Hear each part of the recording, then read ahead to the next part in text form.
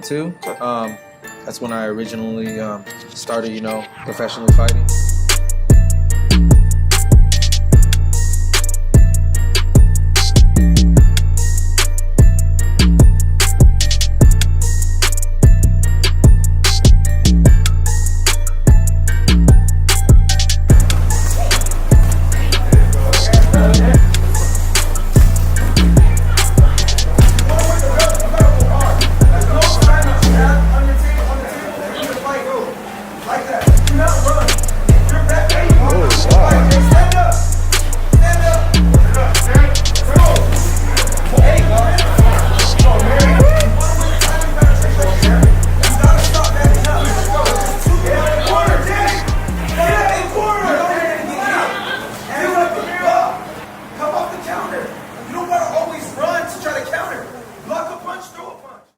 Yo, welcome back to Keepin It Lit podcast, where if it's not pure, it's cut.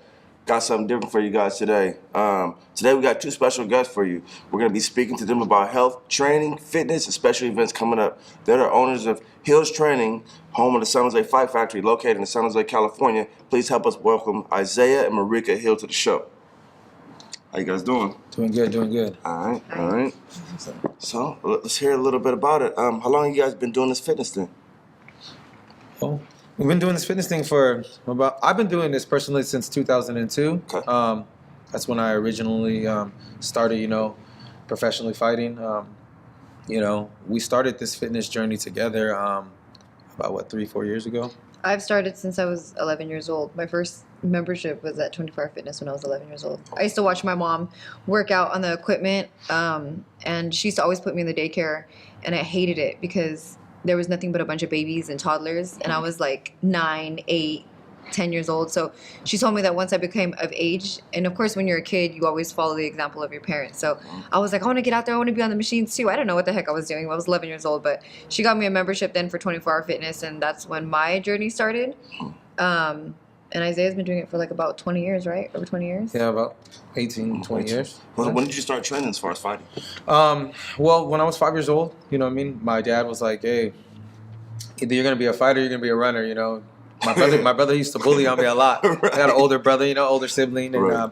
I was 5 years old. My dad was like, hey, you're going to wrestle. I'm going to put you in wrestling and you're going to do this. This is what you're going to do, whether you like it or not, And coming up with a, strong background of, of fighting and all that stuff. My dad didn't play that, My dad was tough. When you did wrestling, you did collision or freestyle? I did both. Nice. We did both. Okay. My dad was just honestly putting me in wrestling to make me tougher. Nice. In a sense. He didn't put me in the sport to do it as, you're going to go to college. He put me in there to basically, hey, you're going to defend yourself. If somebody grabs you, you'll be able to, wrestle them off. Right. But I took it and I ran with it. I've always been an athlete. I started doing karate, West Coast Taekwondo. As a kid, but I didn't really like it. I thought there wasn't enough contact for me. Right. So my dad was like, okay, you're going to do this wrestling because you like it, you're aggressive, but we got to find something else. So he put me in boxing, and I started doing boxing, and I liked it because anything physical, I wanted to do it, and right. I just didn't think the karate was that physical for me, So about 5 years old and just never stopped. I've been doing it since. I'm 36 years old now, so I've got about 31 years. My pops introduced you to like a lot of different fighting styles. So boxing, taekwondo, karate, wrestling. Wrestling, yeah. So that brought you to where you're at now. It did. Right. It brought me to where I was at now. Right. So as far as with the gym right now, I know you guys have classes. Are you teaching all those different things? Well, when in 2002, when I graduated high school, I said to myself, you know what? I got to make a profession out of this. I was getting into some trouble, and I just said to myself, like, either I'm going to get paid to fight or I'm going to do it for free and probably end up in jail, maybe or dead, right. Right. My dad came to me, it was just like, hey, you're beating up the average. Right. It's time to either make it a career right. or don't do it. You know what I mean? Right. Figure something out. But why would you fight for free? Right. And that was at the time when, UFC and all that shit was expanding. It was blowing up a lot more. So I started off, I went straight in and I found a gym. I just, got on the internet, typed gyms near me. An MMA gym, popped up and I was like, shit, I'm gonna go try it out. Right. And, I went over there just as a wrestler, more so background was wrestling. I wrestled all the way through high school and everything. Right. And I loved it, but I didn't have the whole kickboxing aspect down, or the jiu-jitsu game, so I was just a wrestler. And as I started, getting more deeper, involved into the whole MMA background, I started picking up like, okay, I want to be a kickboxer. I want to do this. I want to do that. I was getting, beat in the gym because I didn't know the whole, ground to ground game. I knew the wrestling, I could take you down, but I just didn't know how to submit you. I knew the stand up as far as boxing, but I didn't know how to kick you. Okay. So that's when I picked up, Sancho kickboxing. I trained under Kung Lee for about 10 years doing Sancho kickboxing. I trained under Glow for jiu-jitsu. And once I learned all that and I put it together, that's how I started to develop my own game plan as far as what I wanted to teach when it came to the kids program. That's how I originated my, whole program. I took 3 different styles and put them together because I trained them for so many years and mastered them to my own, likings, and that's where I threw it all out and I put it out there and I was like, okay, now I can teach kids and basically be able to apply all my knowledge to everything. We were just having a conversation and you were talking about how you started doing this because instead of fighting for free and possibly getting in trouble, it was probably better for you to do this, and now you're training and now you guys are where you guys are at right now. Can you guys give us a little background about what was going on before this all turned legit and everything was dope? Well, like every kid, you get out of high school, you start hitting up house parties and, start experiencing a little different life that you weren't experiencing before that. Getting a little bit of freedom. I got my license, so I was able to drive and whatnot, and like I said, I was a badass wrestler and I boxed and I did all this, these contact sports. So, I was just chilling with a group of friends and, chilling with family, and I would go to parties and, hang out, end up getting in fights. I never drank, I never smoked. I was never one of those guys that like to do drugs. I was always scared of them, my upbringing, I saw a lot of that. So it always scared me. So I would be the only guy at the party sober, ready for a confrontation, what I mean? In all reality, somebody disrespect me or disrespect one of my friends or one of my family members, I'd be the guy to fight. And everybody knew that I knew how to fight. So they would kind of utilize me as that pit bull, what I mean? In a sense, know like, oh yeah, we got a hitter with us. So if anybody acts up, he's definitely going to, knock him out or whatnot. So I would be going to parties, come home, busting knuckles and, bruises, and my pops would be like, hey, what happened? And I would just tell him like, hey, somebody was tripping at the party, so I had to, fuck them up, knock them out, what I mean? And I started noticing that it was happening a lot more than often, what I mean? I would go to these parties, I'd go chill with my friends, and somebody would act up, and I was a hothead, man. I had a little temper. You say the wrong thing, I'm ready to fight you. Right. What I mean? I never really put into my mind or to perspective that people do carry guns and knives until one day I saw one of my friends get killed at a party, and that kind of opened up my eyes. He was shot in the back of the head, protecting one of his friends, doing something that I was doing. And I'll never forget that, what I mean? It kind of opened my eyes to a lot of things, and after that I was like, you know what? This is crazy, what I mean? I'm out here, serving fools up, and people know me, and they know, like, damn, you can't beat them, so what's the next thing that they're going to do? So my dad was like, man, somebody's going to end up shooting you, or somebody's going to end up trying to kill you because, you're too good of a fighter. Right. Do you want to go down that road, what I'm saying? Beating up people on the streets, and what are you going to get out of it? You get nothing out of it, what I'm saying? Or you go get paid for this. If that's what you want to do, go get paid for it. And that's where I made that decision to kind of turn over. It was literally within a matter of months, believe it or not. I had I swear I had 7 KOs within 3 months under my belt in street fights, just party every weekend, just fighting, every weekend fighting, rumbles, brawls, all that, just going out, just doing the worst. And, a lot of my friends would be like, oh, call Isaiah, tell him to come, because they wanted to roll with me because they knew if anything was to pop off, I'm with it. What I mean? I'm definitely going to be the frontline soldier right there, ready to fight. And it's just something that, like I said, I was young, I didn't think, but as I started seeing things, and then bam, saw one of my friends get killed that summer, and I said, maybe I might want to change this up a little bit and stop beating up just the average Joe and actually fight people that can actually fight me back with some kind of skill, what I mean, and really test it out if that's what it was. Well, that was smart as well, because just like you said, you saw somebody get shot. Nowadays, it's one of them things to where people don't want to fight, especially if they know you can fight. Oh yeah. If the first thing they want to do is pull out a gun and try to do something, you know what I mean? But that's another thing too, because you guys train kids as well. Definitely. Get them off the streets from doing the same thing that you did, and now they're doing this before they even get to that point to where it's a a teeter-totter as far as going to jail or not. Yes, most definitely. That's dope. Marica, what about you? I started getting in trouble. I started getting into a lot of fights. My dad was a professional boxer in the Philippines. Okay. And my mom tried everything to try to keep me off the streets, I guess you can say, and like involve me into sports. I've done everything from chess to swimming to gymnastics. She's tried to put me in anything possible that I could just click with. And the only thing that I ever stuck with was any physical contact sport. So, like I said, my dad was a professional boxer, but she got me into karate. She got me into wrestling. Okay. And that's all stuff that I actually enjoyed doing, but I just kept veering off and doing my own thing eventually. One thing that's always stuck to me in this journey is one thing that my mom always said was that a lot of the time she couldn't consistently keep me in the sport because she wasn't able to afford it. She was a young mother. She was 17 years old with 2 kids, and every time I started to enjoy a sport, or like when it came to wrestling or when it came to karate even, she wasn't able to afford to pay for the next month because she was struggling herself trying to, keep us in the sport or keep me in the sport and still go to school to become a nurse. Right. So it's been greatly instilled in me when it comes to helping a lot of our community, because we have a lot of families and within our community that aren't able to afford services, or we get a lot of parents or families that have like 5 kids but they can only afford 3. Right. We'll take them. Right. It's not, I think if you love what you do every day of your life, it's not work. Right. It's not work. So Very true. if we're able to help a life, save a life, or keep a kid off the streets, that's one of our main priorities. The money will come, but I'd rather charge low rates versus compared to and not commit people to contracts or cancellation fees or unnecessary registration fees. I'd rather keep it low and have more of a quantity of of people with quality to them, I guess you can say, when it comes to them being committed to the gym. So it's Then kinda more charging like high a rates family and kind of instead like a business. catering Yeah, to a high end definitely. clientele, right? Right. So growing up, I was bad. I was always getting into fights. Just like Isaiah, every single weekend, I was always getting into fights. I was a bully. I was a huge bully back then, and it's not something that I'm proud of at all now.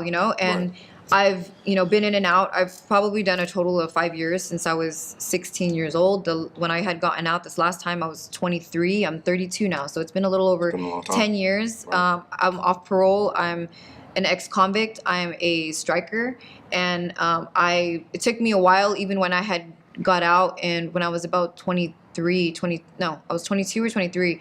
It took me a while to get my head out of my ass, and really turn legit with my lifestyle. And drugs, alcohol had never been a problem. It was violence. I always resorted to violence. If I get in an argument with you, if I don't like you, if you're disrespecting my friend or my family member, I resort to violence. It's definitely something that attracted me to Isaiah when we first met, because I was like, what? Any relationship that I've ever been in, it's always, oh, you're drama, you just like to fight. But it's like, I'm with this guy, and he was just like, no, what the hell? Like, he agreed with me, and he was like, do they got a man? Because we'll go 2-on-2. Right. That's how it was, and it was We've got into a lot of 2-on-2 fights where somebody disrespects her or disrespects me, and then they don't realize that their girl's like gonna get beat up too. It's hella Right. crazy. And it's like, we don't go looking for trouble. We We don't. never We really go don't. looking for it. But it's like, people just seem don't to want condone to fuck bullying. with us. I guess I'm we don't look like fighters in a Right. sense, you know what I mean? We Right. just look like, average Joes from what I think, And it's like, you would never know that we're even like that, because we don't even come off hella cocky. We're not like that. Like, we don't come off like, if Yeah, I you meet guys you, seem I'll very shake your humble, hand. for sure, Yeah, yeah. for sure. I'm gonna shake your hand. If you have kids, I'm gonna say hi to them, high People five find them. it hard to believe I'll hug that your grandma. it's even our past. Like, what? You used to be on house arrest? Like, you used to be on parole? And it's just like, yeah, dude, that's the past. And that's why we're able to, I feel like, connect with a lot of minorities in our community. Like I said, we don't cater to high-end clientele, I guess you can say. We cater to our community. Right. And when we have parents that come to us with, kids that are suicidal, kids that are bad in school, kids that are cussing them out or just defiant. Honestly, our dream was never even to own a gym. Yeah, I used to come to the gym and I used to just come watch him, and I would bring people in to train with him. and get him clientele because I had such a big Instagram following. At the time, I think it was like right before we got together, I was working 3 jobs. I worked for Visa and MasterCard, a merchant services company, for about 5 years. I was also promo modeling for Bud Light, so I was going to like football games and little Bud Light dresses, and I was also a bartender on the weekends. I would literally work the 9 to 5, get off and shower, get dressed, get ready, and go to my promo model, side hustle for 4 hours, and then I would just stand around, take pictures, you know what I mean, with people, and then I would get off, and then I would just go back home, get ready, get dressed, and then I would go bartend until 2:30 in the morning, get up, and do it all over again. Straight hustle. 7 days a week. 7 days a week, I was on my own. I was an independent mother, and I was just me, my daughter, and I had my own little apartment, my own car. I was pretty independent, and then we got together. I started checking him out at the gym, and a lot of girls wanted to start training with me, and he was just like, dude, why don't you do it? Get certified. And I was just like, dude, he's like, everything that there is to do, the whole human body, and I was just like, I'm used to training myself and not other people. I don't know how confident I would be, but put me in front of like a board of, I've done a ton of, when I went to college, I did specialize in oral communication. So I've done a ton of like speeches and whatnot. I was comfortable in that manner, but actually physically training another person, I was like, I don't know if I could, I wasn't confident in myself. I think as a trainer, people are coming to you to change their life. They want change. They're unhappy with themselves, whether it's a medical condition, whether it's a physical condition. Right. And I feel at that time, this is when we started blowing up, was when I was noticing that there was a lot of women that weren't able, I was having consultations with them, and they weren't able to afford my rate when it came to personal training. So I was telling him, like, what if we start a class that caters to women that are just completely beginner style. They've never worked out before in a day in their life, and they are interested in getting back into shape and losing weight. I started having really good results with my clientele at that time. Me and Isaiah were just starting to blow up. We started running a lot of classes out of the gym, and then I had a lot of women that were, over 250 pounds, and they didn't even want to come to the gym because they weren't comfortable with it, being around the gym. So for us, I was like, okay, you know what? We got to give back a little bit, and I was like, let's do a full-on class. We called it More to Love. We called it More to Love Boot Camp. So we did a full-on free 6-week class for women, and you have to be over 250 pounds because we wanted everybody to feel comfortable with themselves, right? Totally free class. And from there, I mean, I still have girls that have been with me for years. We have their kids now that are still with us for years since that class. And it started off as a free class. So we just started outgrowing the space. We started outgrowing the gym. I started running classes of like 30, 40 women in there. Beginners class, we had advanced class, we had kickboxing classes, kids class. Yeah. And on his side, that's when I was like, with fighting, I was like, oh my God, let's start doing kids. Let's start working on kids. Keepin' It Lit podcast. We got Isaiah Marica Hill's training. We'll be right back. Yo, what's up? This is MCJB from JJ Fad, and you're listening to Keepin' It Lit. Yeah, that's it. You are now watching Keepin' It Lit, sponsored by Tisha's Table. How we got our own gym, in a sense, is we started off in somebody else's gym, and believe it or not, they're from them, they were just very negative from the get-go, right? And everything that they wanted bad for it to happen to us actually drove us and pushed us to more success. They wanted us to make uniforms and be more professional because, we were personal trainers, so we just come in with a t-shirt. Trainers in the gym. So we're like, okay, fine. Uniform shirts. So we went out and we got Mr. and Mrs. Hill, Hill's training in bordered shirts, paid the money, but we're the only ones wearing uniform. Everybody else that was there, personal trainer, they got to wear regular clothes. So it's like, okay, you want us to look professional because you're trying to stop us, like discriminating against us. So we did that, and then people would come in, they'd be like, "Damn, you guys look hella legit." We're like, "Oh, for sure." Like, yeah, like this fool's hating on us, but in all reality, it's helping us. Then it's like, and it's like, oh, you guys got you guys are certified personal trainers, but you guys need your own insurance. So we're like, fuck it. We went out, we bought our own insurance. Oh, no one else in the gym had personal training insurance. Then it's like, okay, so you guys got your personal training insurance. So it's like, what else do you want from us? Right. Oh, well, you guys can't do this on this time. Okay, so we moved it to this time. Oh, okay, so now you guys moved your classes from 4 o'clock because I need the gym at 4, which there's nobody in the gym at that time. There was nobody training because, but he put together his own class that he was going to do at that time. There was. And try to throw a monkey wrench and inconvenience all of our clients, all of So- our students, which turned around and it helped us because everybody's like, hey, Yeah. I get an extra hour to kind of make it over to your guys' gym.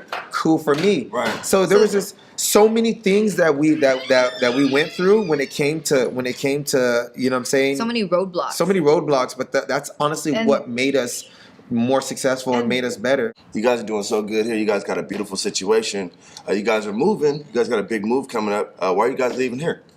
He got a phone call and his coach was freaking out. He used to sublease this side of the building to Silicon Valley Judo. The owners are amazing people. They're it's an elderly couple, and I swear when we had first met them, I was like, oh my god, that's gonna be us. They had their kids, which are not kids, they're like 40, 50 years old, training the classes for kids and all that. And the mother, you know, also the owner is behind the desk, and she was an elderly woman, and the sensei was the dad. He was the head coach, and I was like, oh my god, this is gonna be us. And that was you know, I guess they had, you know, some falling out that had happened. That's a totally separate situation, but they ended up leaving.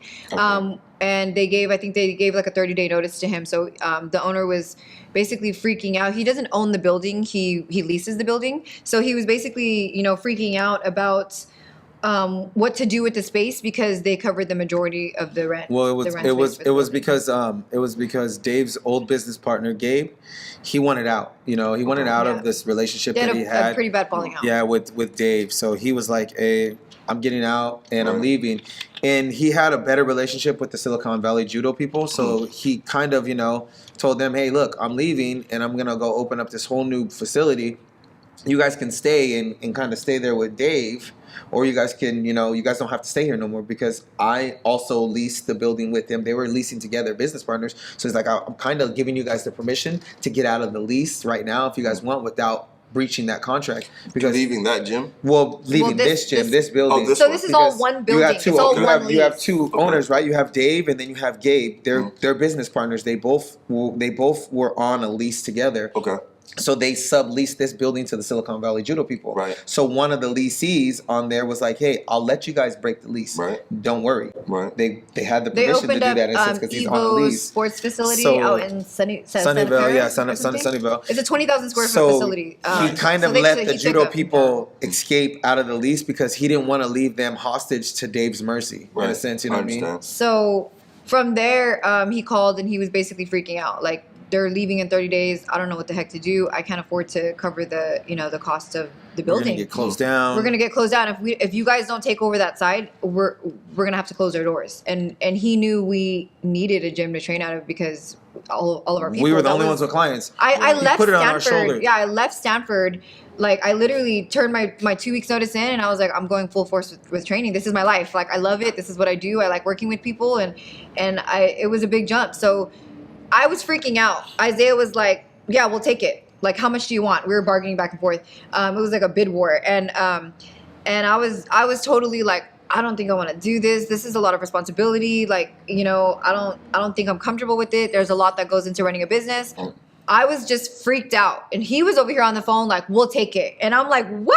And I'm laying in bed at the resort. And I'm like, you're tripping. We are not doing that. No time. Sometimes you gotta- I was like, you gotta no. pull the trigger. I was like, you know what? I was like, I don't care. I don't care what it takes. We're gonna do it. He's like, we could do it. We could do it. And I just believed it. I felt it, and I believed it. And I was like, dude, we could do this. He's like, we could do I know it. we We'll could do open up it. more services. He's like, it'll be clean. It'll be our own space. He's like, Yeah. it'll be our own gym.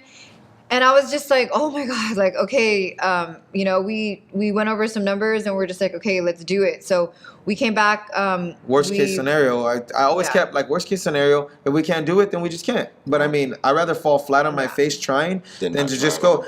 Either that or like Dave had said, is he was gonna lose the building because he Right. had Yeah. no money, And that's no our- that nothing was our to pay the job, you rent. know? So basically, it We're gonna be was stuck at a it was park. left to us to bail him out. And at the time, we had an okay relationship with the dude. So it was like, fuck it, you know what I mean? Like if if anybody can do it, I know that we can do it. And I didn't do it in a sense of trying to bail him out of his problem. I did it because at the end of the day, we were the ones with the true business. Right. We had all the kids classes. We had our adult classes. We had already developed and built a very strong program that I didn't want to see fall down the drain due to the fact that somebody else's, lack of business skills or lack of whatever, you know what I mean? He wasn't running his business proper.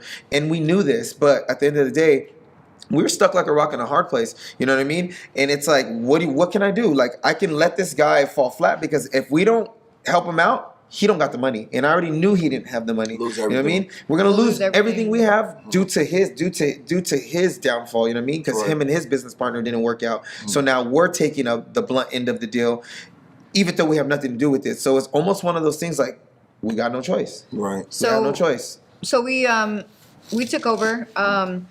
We took over, and this building was lime green when we had moved in, and it's like the inside. Yeah, wow. If I show you the before and after to it, it's crazy, and it was insane the amount of help that we had gotten from our members, our community, and whether it was them getting off of work and helping us paint in between sessions and classes, or they would come drop off their kids for a kids class, and then they would come right here next door and start painting. Like, our members they were dope. Their family. All we had, honestly, was the heart and the will to survive and the drive to go. And our clients, believe it or not, we always give props to them because they're the ones that believed in us. They saw what we had, and they were with us despite the environment that we were in. We were in a bad environment. I mean, I'm not even gonna lie to you. Like, a couple of times, a couple of our clients saw roaches and they stomped them out and was like, damn. And me personally, I'm like, fuck, man, I wonder if they're gonna leave because real story. We gotta do something about Real it. life. And hey, one of my clients is like, hey, I'll bring some Raid from home and you guys can spray the perimeter. We're like, dude, it's not even our gym. Yeah. But we'll tell the owner, like, and they're like, hey, There was no like, joke. oh, In the wintertime, when it rains, me and him would freak out because we're like, shit, it's because the ceiling would start leaking. No, the ceiling. Yeah, so leaking we would be ceilings and running all that. classes, It was and we'd bad. have to have buckets out to like have the water leak into it. And we're like, dude, how do people Constantly stay with mopping the us? mats nonstop. Yeah. Before COVID, we were mopping the mats Oh, outside. lunch. Like, oh, why is it wet? Because we just mopped the mats. Because it was crazy. It was crazy. I got a phone call one day from my best friend. She owns her own business as well. She's a braider here in San Jose. Okay. Her Instagram is braids by KK So she had reached out to me and she was just like, hey, do you know what the hell happened, next door? And I'm like, what are you talking about? And she was like, she's like, I have a client, he's a homeless kid. She's like, he has a job though, but he lives in an RV with his father. They got no running water, no electricity. They're literally live down the street from your gym underneath the bridge. And I was like, okay, like, what happened? And she said that I guess the kid had went into their gym and had said that he wanted to learn how to fight. And this is the gym that you guys were. This is where we used to train out of. They're right next door. Okay. So I guess she had told him go to Hills Training, but I guess he went into Dark Horse Gym. I don't know. So he went into Dark Horse Gym, and he had gotten beat up. So he got beat up by some of the fighters over there next door, and it was all caught on video. I guess they were calling him derogatory names like the B word. They were calling him a fag and a pussy, and the owner, when the kid was on the ground and he was telling them like, let me get up, I didn't sign up for this, and the owner was like, get up, get the fuck up, fight back. But it was beyond MMA training. It was beyond like it was just disrespectful. It was disrespectful. Degrading. It was bullying. The videos, it was bad. So my best friend was just like, I'm like, how do you know, like, what happened? And she's like, do you know? I told her, I'm like, do you know who did it? Because we know a lot of the people next door, because obviously we used to train out of there. So she was like, I don't know details. He just posted it on Instagram, and it's freaking everyone's sharing it. Everyone's reposting it around here in San Jose, and I'm like, what? So I go on his Instagram and I actually click on his profile and we watched the story, and it was heartbreaking. He was talking about how they degraded him, how they put him down, and how all he wanted to do was learn how to fight, and that basically he needs to look for another gym. I talked to Isaiah. I think he just had finished with his client. I was like, we need to do something about this. This is a fucked up situation. Like, they did him dirty over there next door.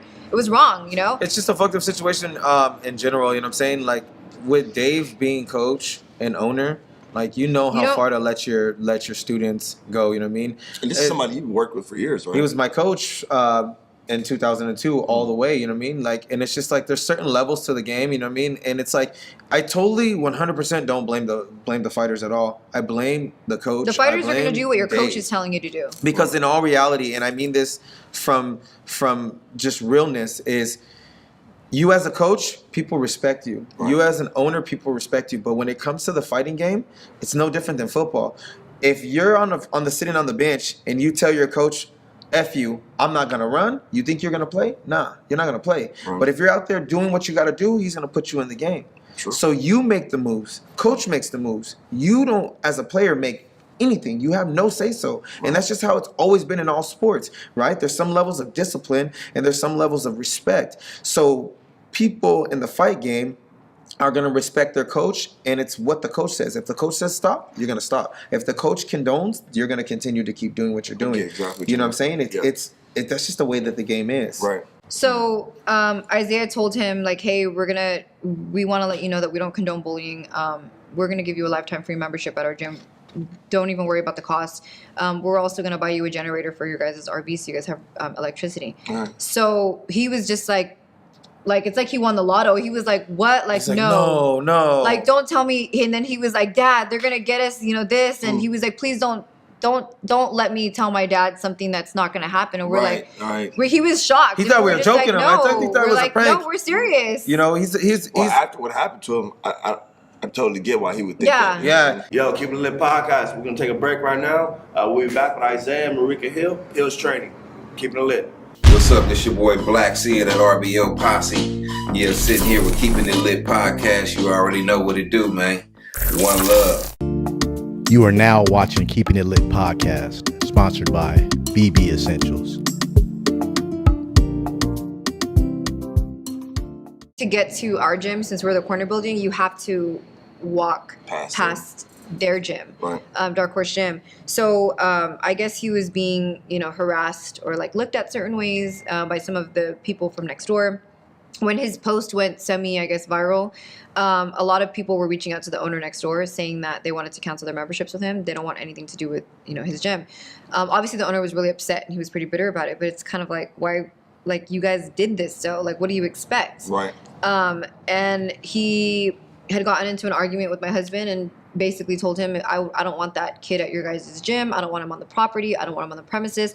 And of course, my husband's like, what do we do? Because we leased the building from him. Like, what he's in a position. He's like, dude, he's my old coach. Like, I don't know what to do. We're in a messed up position. And me, I'm like, fuck that. Like, they're the ones that did wrong. Like, he doesn't control who we have in our facility. As long as we pay our rent, like, you can't rent a house to me and tell me that, oh, but your cousin and your aunt can come over because you don't like them. Right. You don't do that. Like, you can't tell us who we can and cannot have in our gym. And I called the bluff because our lease wasn't even up until August of 2021. So we're like, no, we're not going anywhere. Like, no. And he told him, Isaiah was stuck in a rock and a hard place, literally. Yeah, he just flat out told me, he's like, torn. Like, if you don't get him out of there, he said, I'm going to start getting rid of everybody. He's like, and I'm going to get rid of you guys. I'm going to give you guys a 60-day lease. Well, he didn't basically say the notice, lease. He said, I'm going to give you guys a 60-day notice, and you guys are going to have to go. You guys got to basically get out. And I called the bluff. I was like, he's not gonna do that. Like, he's not gonna. I didn't believe it either. He doesn't have anybody to cover the building. Like, but I was like, unless he did. You know? I didn't believe it either. But then there's still part of me that knows that they're just being hella vindictive and hella, like, you know what I'm saying? Like, damn, like, well, what about it's true? You know, because he was so upset because I have the video of what happened. He wanted him to delete it. He wanted me to delete the video. And he was like, oh, what are you going to do? Blackball me with the video? I was like, check it out. I'm not going to blackball you with shit. Right. You know what I'm saying? I don't really care. All I'm saying is you guys did something wrong. Fess up to it, dude. Like, what are you coming at me sideways for? Right. If anything, I'm trying to help you. He was You know what upset I mean? that he lost a lot of business. I talked when the kid told me what happened and he came here. I believe it or not, you know what I mean. I know everybody next door, so I basically told the kid, look, okay, you know what I mean. I know what you went through. He was scared. He told me straight up, like, I'm scared to come to your gym. He came in shaking. I said, I'm gonna protect you. I know everybody. I'm gonna talk to them, and I'm gonna get down to the bottom of this for you. Right. Don't feel scared. I will back you up. Right.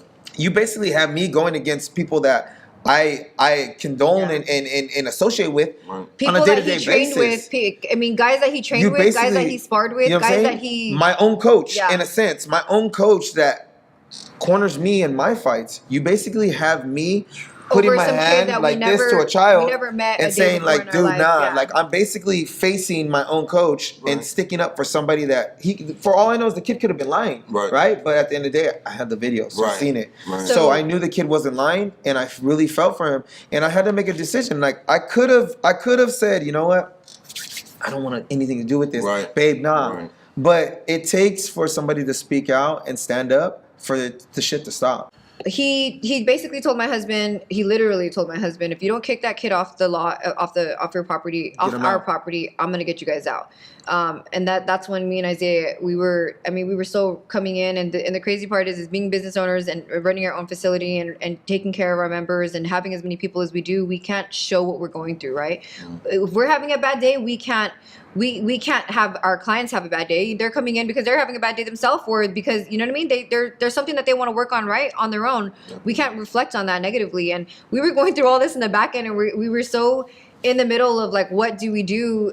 Because if he really does kick us out when we call his bluff, we have nowhere to go. What are we gonna do with all this equipment? And are we gonna be at the park? Like, what's gonna happen? So, but we were kind of lost because we were like, because again, we've never owned a business before, so we were like, wait, but we have a lease. Like, Yeah, he can't kick us out to the end of this date. Right. We didn't Yeah. know anything about like people can breach contracts and Right. people can. So if the still get landlord you out. wants you out, they can didn't- get you out. We didn't know that. We were like, dude, but we So have a lease, so he can't kick us out to this day. So we're we like, were go ahead. served with an eviction notice for a 60-day eviction notice, and that's when things went downhill from there. We were like, what the heck? Like, we my have heart a was lease. racing. We're not going anywhere. You know, we He started like, it literally because we took in this kid, and the first thing that we did was we got the notice. We took our business license off the wall, and I brought our insurance document showing that, you know, we're in this facility, and we went to the property management. We went to Barry Swanson Property Management right down the street here in downtown, and we asked to speak with the property manager for the building 9296 North Almaden Boulevard. She came out, and, you know, we told her, hey, this is a situation. We've been leasing the building, and, you know, this is what's going on, and now he's trying to evict us. Like, help us, you know. And she was kind of like first she was, taken like, aback, and she was willingly? like, She's wait, like, whoa, what? Like, who are you guys? he's not even technically supposed to be subleasing, you know, to anybody. Legally he can, but he needs to notify us. And I get that. And we're like, okay, so he didn't notify you guys. And I'm over here thinking, like, this is when we started getting into it with her about what's going on. He was having, you know, people live in the gym, live in the gym next door. We were telling them everything. We were telling them about like the roach infestation. Like, we were telling them that our emergency exit had a termite infestation. Our window was broken, and, you know, and when we were trying to contact him in regards to getting the window replaced, he was like, oh, you guys got to do that. The building, the property, I don't want to call the property management and have them deal with it. It was a homeless person that, that's you know, like, it's that not broke our it. building. Why would we So, pay yeah, for a so- brand new door with And termites? I was just like, dude, we just gotta fix it. So it was like $700 something, like, just to replace it, and just little things like that. You know, this is all stuff that we told her. And obviously, when we got the eviction notice, we're like, we're not gonna pay to replace the window, board it up. Yeah. So we're expressing all of this to her, and she's like, well, in order to get him out and like evict him, there needs to be grounds of like evidence, and just basically I need to see that he's in violation of his lease. And we're like, but we're standing here in front of you and we're telling you all this, and we have our business license, we're there. I mean, he's already in violation. We're showing you that we subleased the building, our signs at the front door. Yeah, and like a couple of guys that live there, they're like, hey, like, we'll go down there to the office and let her and know, hey, show we're them that living we there. do live there. Like, because what is it? if he does You get know? evicted, then where are they gonna go, right? So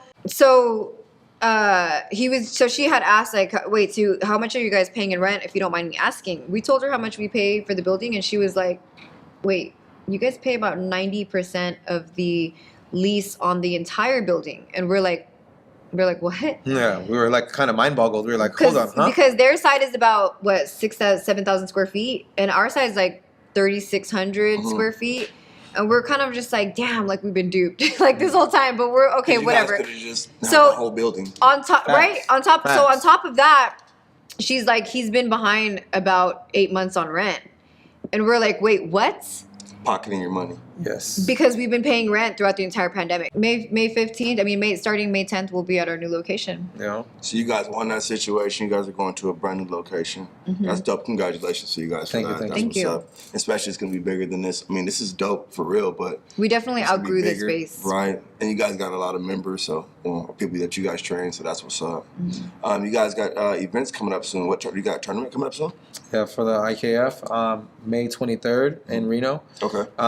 We got a good amount of fighters fighting in that one. A lot of kids, like I said, we have a really big kids program. So we got a lot of our kids going out there to represent, Hills Training, San Jose Fight Factory.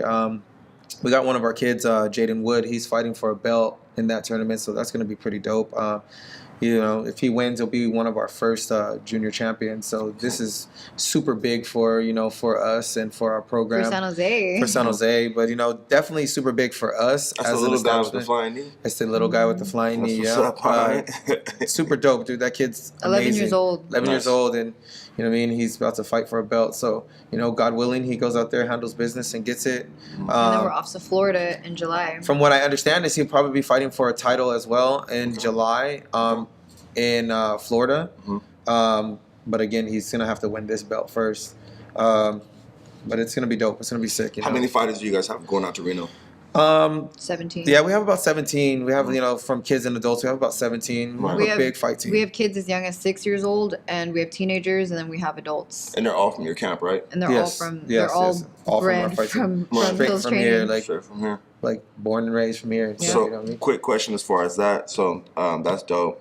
Good luck with that. Thank you. How, as far as parents wanting to get their kids into your program, where do they go to find you guys? Right now, the majority of marketing on my side of everything is Instagram. Instagram. Instagram was a huge. I think when I first started when I had my personal page, I ended up getting it deactivated.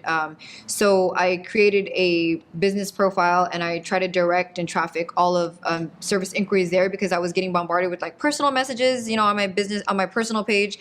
Girls asking me like, "What do you use for your hair?" or stuff like that, and then there are people asking for training inquiries. So I kind of try to direct and traffic everybody to the business page only, so that way I was better able to manage my time on it. Right. So on our marketing side of things, it all started from Instagram. We started at like 10 followers, and then now we have a little over 6,000. What's the handle? I'm sorry? What's the handle? What do you mean? Of the Instagram handle. Oh, it's Hills_training. Okay. And then from there, I created our Google account, our Yelp. We don't use Yelp as much, but Google, we have about 100 5-star reviews, and they're not like, our reviews are not, they're not like sentences, or they're not just 5 stars. They're novels. They're of photos and just huge paragraphs of everything that our members have. You guys at Yelp is the same way.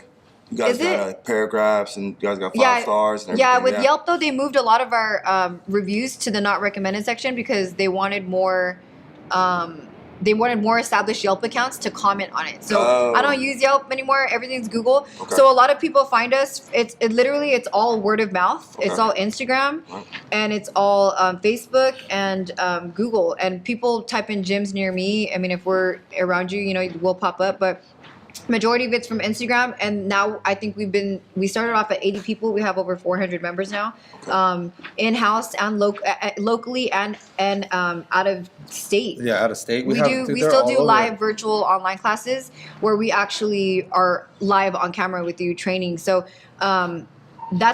that's all across the U.S. I mean, everyone's able to use that. So during the pandemic, we blew up like crazy because we still have people like in Texas, L.A., Right. Chicago. I saw that in LA, different things. So we have a ton of people that are out of state that train with us if they can't be with us locally. So the pandemic really, we were able to adapt and transition to it. So we were able to blow up even more so like that. Business is better now than it was even before the pandemic. Yeah, it is. It's but more almost- so, it's a lot of way Instagram, better. and now it's like less marketing and more word of mouth. It's like it's crazy. I think people just come because they hear so many good things about the gym, and this is one of the reasons why me and him are just 100% full force invested into, being here all day long and taking care of our people. All right. Well, Isaiah and Marica, thank you guys so much for having us. We enjoyed doing this interview with you guys. Hills Training, home of the San Jose Fight Factory, located in San Jose, California. Thank you guys for tuning in. Keeping it lit. We out. I've been doing this personally since 2002. Okay. That's when I originally started, professionally fighting.